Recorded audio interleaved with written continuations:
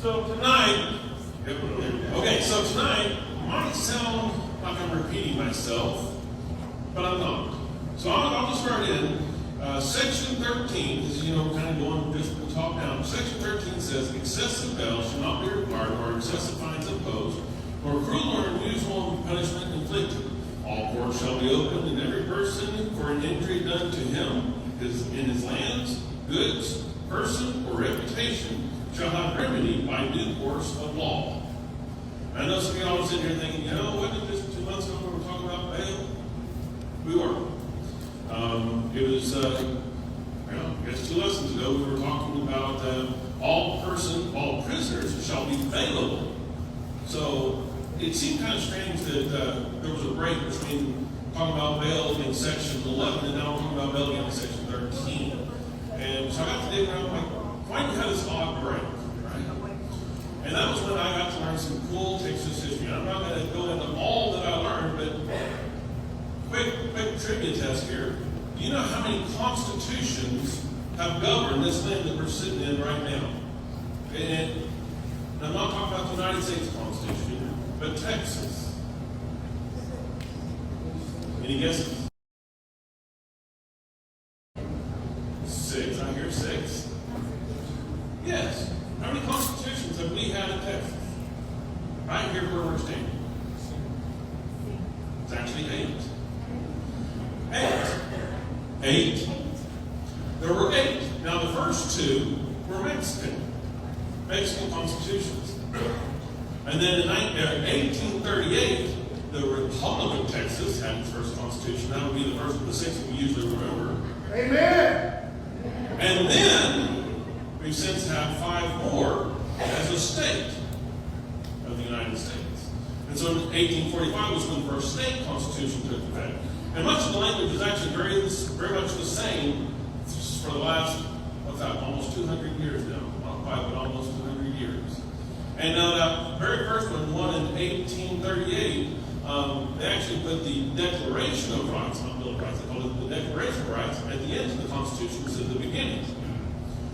And everyone since then has had a bit after. Well, they actually included the writ of habeas corpus, which y'all remember we talked about last month, was included in that same section where they talk about all prisoners being bailable.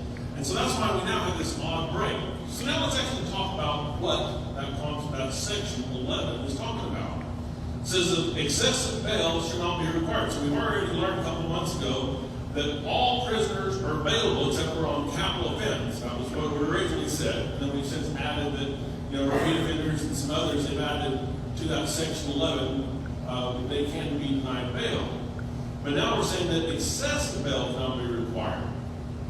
That means we can't just arrest you for, say, a petty crime and give you a $2 million bail, right? We have to be reasonable. Now, I'm not going to go into all that Pandora's box because we've had some legislative updates that have come out here recently that discuss bail. So for y'all JPs and judges, that's something y'all need, especially the JPs, because they do the administration of the jail, need to be quite familiar with.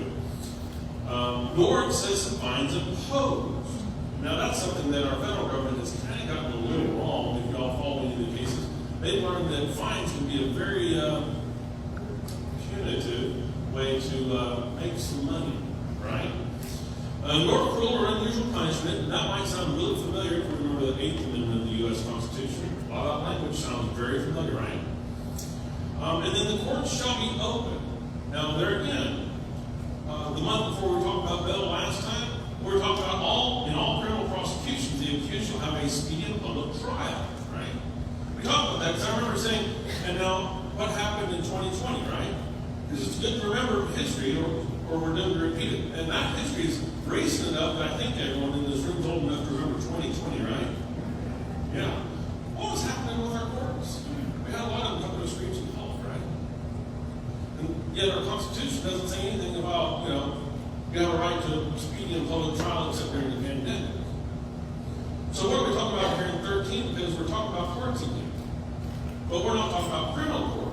We're actually talking about civil court now. Because it says here, every person for an injury done to him in his lands, goods, persons, or reputation shall have remedy by due course of law. So we're not talking about criminal court, we're talking about civil court. So our judges who are hearing civil cases in those times they were supposed to keep their courts running, right? We're not supposed to shut down our courts because when you've been wrong, you have a right, not a privilege, a right to a remedy. And so we need to remember what happened. These are some lessons from 2020 moving forward. If we have another event, I don't feel like a monkey. I don't think I have any coughs going on, right? But if anybody has monkey coughs, well, guess what? If you've been injured, be it, civilly even, you still have that right to a remedy in court. You still have a right to your day in court. And that is guaranteed in our Texas Constitution. So I want to close with a quote. I printed it off, I forgot to bring that paper with me. So,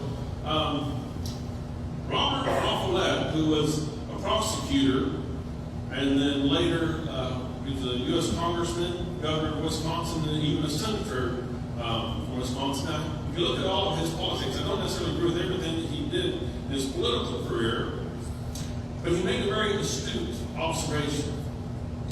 Robert Follette said, "Let no man think we can deny civil liberties to others and retain it for ourselves. When zealous agents of the government arrest suspected radicals without a warrant, hold them without a prompt trial, deny them access to counsel and admission of bail, we have shorn the Bill of Rights of its sanctity."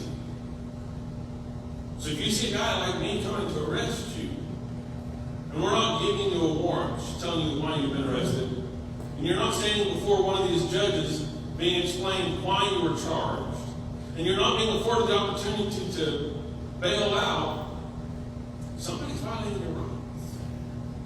And it's your responsibility to make sure the guys that look like me don't step on your rights. Let's keep Texas strong.